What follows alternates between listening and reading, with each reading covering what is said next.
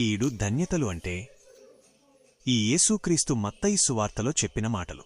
ఆయన అనుచరులు ఎలాంటి జీవితం గడపాలి అనే దాని గురించి చెప్పాడు. మొదటి ధన్యత, ఆత్మలో పేదలు అయినవారు ధన్యులు, పరలోక రాజ్యం వారిది. రెండవ ధన్యత, దుఃఖించేవారు ధన్యులు, వారు ఓదార్చబడుదురు. మూడవ ధన్యత, సాత్వికులు అయినవారు ధన్యులు, వారు భూమిని స్వతంత్రముగా పొందుదురు.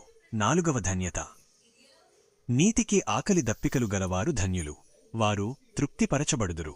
ఐదవ ధన్యత, కనికరము గలవారు ధన్యులు, వారు కనికరము పొందుదురు. ఆరవ ధన్యత, హృదయములో స్వచ్ఛమైనవారు ధన్యులు, వారు దేవుని చూచెదరు. ఏడవ ధన్యత, సమాధానము కలుగచేయువారు ధన్యులు, వారు దేవుని కుమారులు అని పిలువబడుదురు.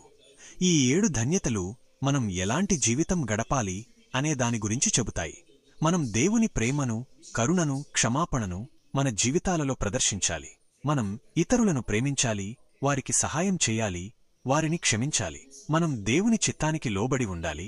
ఆయన మనల్ని ఎక్కడికి తీసుకెళ్తున్నారో అర్థం చేసుకోవాలి.